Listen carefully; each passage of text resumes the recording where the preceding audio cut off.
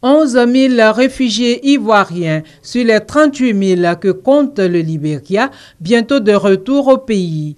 Le Conseil des ministres de ce mercredi 23 décembre a adopté une communication relative à la mission préparatoire à la reprise du rapatriement volontaire des réfugiés vivant encore au Libéria. C'est le redémarrage du retour des réfugiés qui avait été interrompu après la survenue de l'épidémie d'Ebola en 2014-2015 au Libéria. Il ressort de la mission qui a été faite par le ministère d'État, ministère des Affaires étrangères, qu'il y a encore 38 000 réfugiés ivoiriens au Libéria.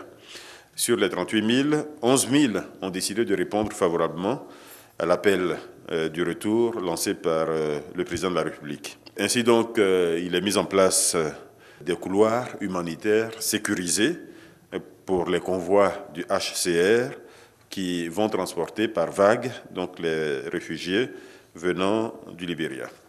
Donc l'appel du chef de l'État reste d'actualité. Il est lancé à tous les réfugiés, et pas seulement à ceux du Libéria, à tous ceux qui peuvent se retrouver dans d'autres pays frontaliers au nôtre, voire même plus loin.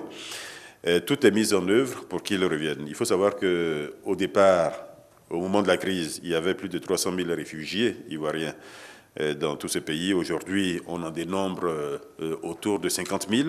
Le gouvernement veut apporter des solutions efficaces et durables aux sollicitations des grands groupes pétroliers. Le Conseil a ainsi adopté un décret autorisant la Petrosi à céder l'ensemble des actifs de la base logistique de Vridi à la nouvelle société Petrosi Logistique SA.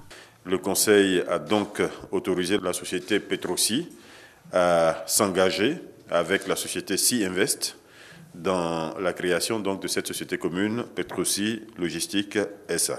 Cette opération va permettre à cette nouvelle entité de disposer de moyens plus importants de façon à attirer et à accroître les investissements dans le secteur pétrolier de notre pays. La Banque de l'Habitat de Côte d'Ivoire va être privatisée. Cette banque a été créée en 1993 pour assurer le financement de l'habitat avec pour objectif de favoriser l'accession à la propriété des populations à revenus modestes.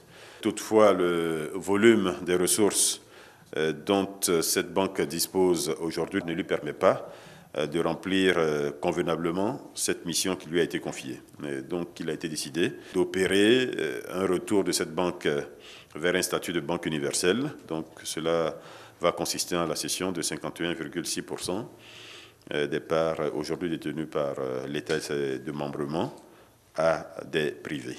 Au plan de la santé, l'éradication de la poliomyélite dans le cadre du programme élargi de vaccination est aujourd'hui une réalité. Cette politique a visé depuis de très longues années les enfants dans le cadre d'un programme élargi de vaccination préconisé par l'OMS, l'Organisation mondiale de la santé.